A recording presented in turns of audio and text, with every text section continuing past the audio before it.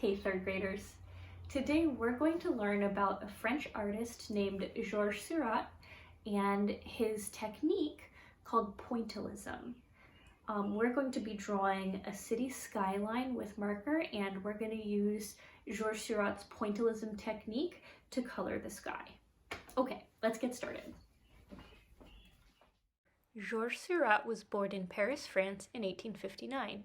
He was considered a neo-impressionist painter. Neo-impressionists were very interested in the science of color and light. His painting technique was called pointillism. Instead of mixing his colors ahead of time, Seurat would put dots of different colored paint right next to each other on the canvas, and when the viewer stood back, the colors would look mixed. His most famous painting is A Sunday Afternoon on the Island of La Grande Jatte. It is over 10 feet long. It took him 2 years to paint it. If you're ever in Chicago, I suggest going to see this painting in person, because seeing it up close is an amazing experience. Okay guys, here's my first example from further away. I'm going to zoom in a little bit so you can see it up close. See all those marker dots? Those are what make up the color blend in it. Now I'm going to start a new one, and I'll pick a few different colors just to give you guys a sense of how we're going to do the pointillism. Okay, so first, this is really tiny, right? Here's my hand. There's the picture. It's not even as long as my hand is.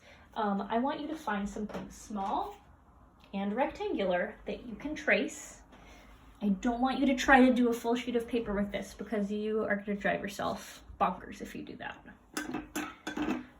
Okay, so I'm tracing a little box that my kaleidoscope came in.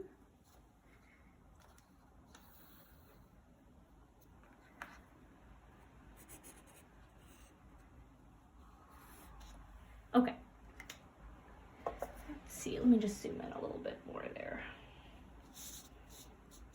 Okay, so we're going to start out by doing a skyline, right? That's just going to be the silhouettes of buildings in a city. And we're going to try to keep it really simple. And no Sharpie today, I'm just going to use pencil. You're going to draw a lot of angular lines. So I'm going to angle out, down, over, down, over, up.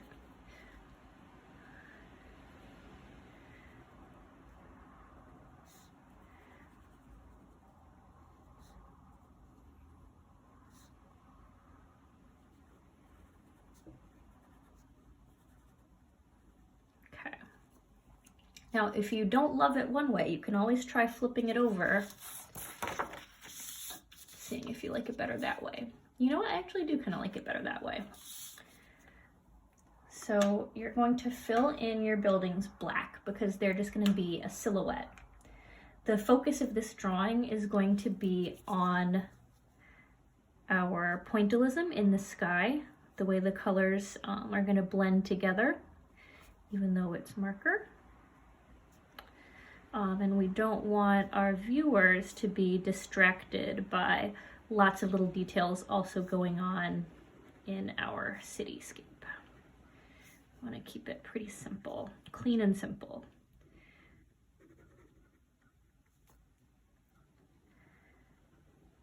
Okay. So I find that when I color with marker, it really helps to outline first. It helps keep the edges looking neat after I'm done coloring. And when I'm filling this in, I'm going to hold my marker almost sideways like that, not straight up and down like that, because I want to color with the side of the marker, and that'll help me color a larger area. And I'm just going to go in stripes like that.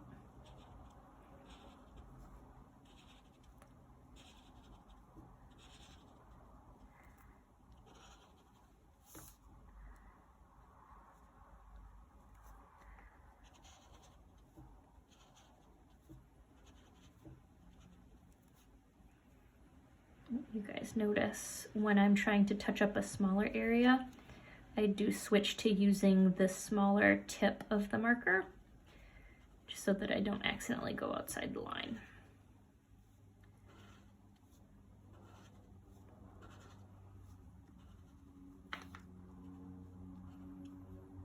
Okay, so I have the silhouettes for my skyline finished. Now I'm gonna do, I think, kind of like a sunset-y look for mine. So I'm gonna want reds, yellows, oranges. Maybe I'll let the top of it be a little purple, so we're in a blue. Okay, so you remember from my introduction that when Georges Seurat did his colors, instead of mixing them ahead of time, he would put one color next to the other and let it mix in the viewer's eyes instead of on his canvas, or in our case, on our paper. For example, when I want a section of this to look orange, I'm gonna have red dots and yellow dots right next to each other, and I'm not gonna be coloring like red on top of yellow. I'm gonna be doing dots right next to each other, not on top of each other. They might get on top of each other by accident, but the idea is that the color mixing is done in the eyes instead of on the paper.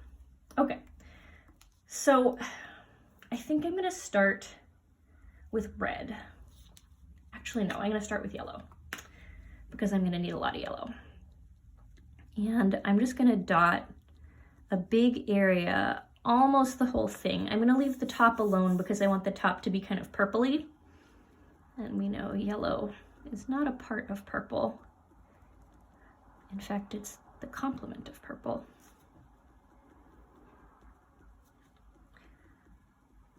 And when you are doing your dots, I want you to make sure you're using the tip, right? We used the side to color in the buildings. For this, we want to use the tip because we want our dots to all be kind of the same size. And if you're dotting with the side of your marker, it's going to make kind of an irregular oval-y shape. We want just a little round dot. And you don't need to go super fast, and you don't need to slam it down, right? Because that would hurt your marker.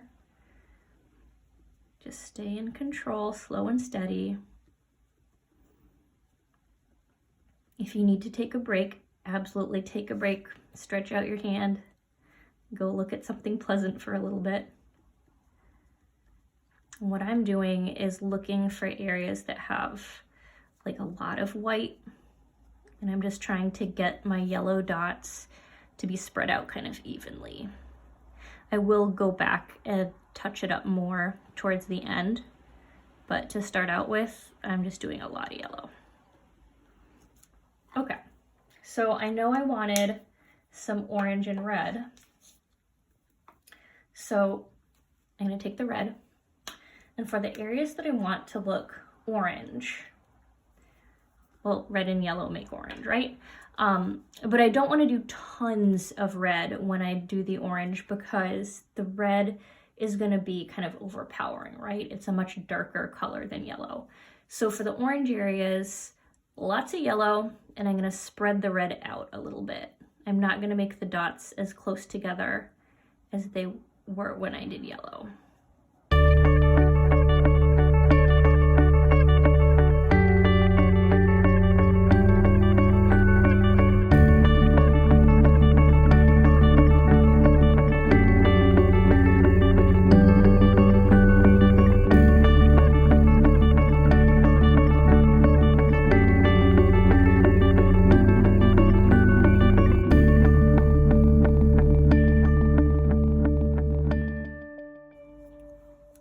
Okay, so I've got more red dots up at the top, and then I did a little bit more spread out towards the middle, really spread out as I got closer to the bottom. And in fact, there's no red down here because I wanted this to just be yellow.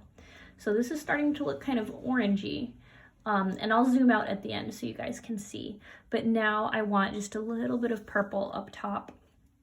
So I'm gonna do blue just in kind of a thin stripe, and I'm gonna do the blue really close together, so there's gonna be almost no white space left on the very top.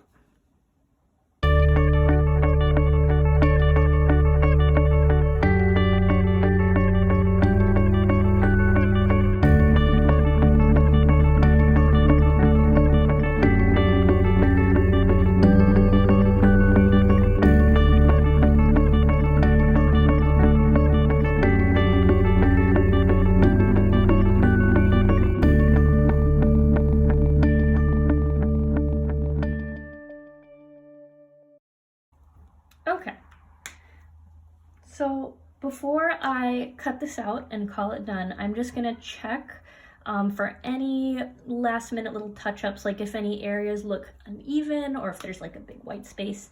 I'm just gonna go through with all my colors and just give it one last touch-up.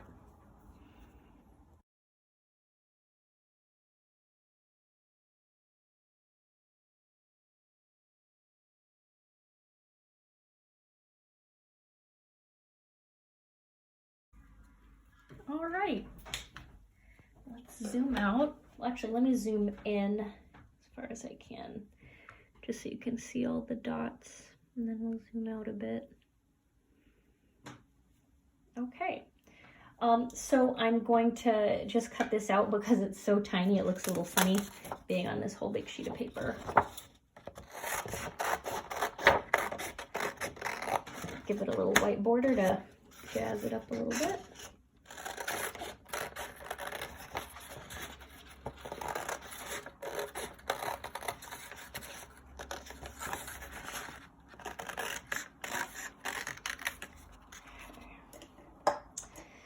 And lastly, I'm just going to go in with my eraser really carefully and try to get rid of any pencil line that's still showing.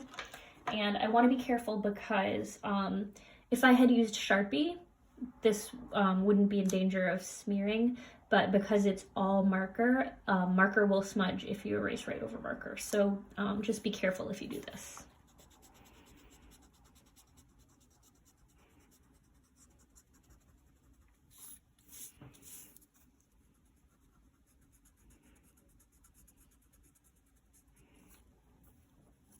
Okay, I'm just gonna wipe it on my shirt instead of with my finger, because if I wipe it with my finger, the oils in my fingers can also make this smudge. So I'm just gonna use my shirt.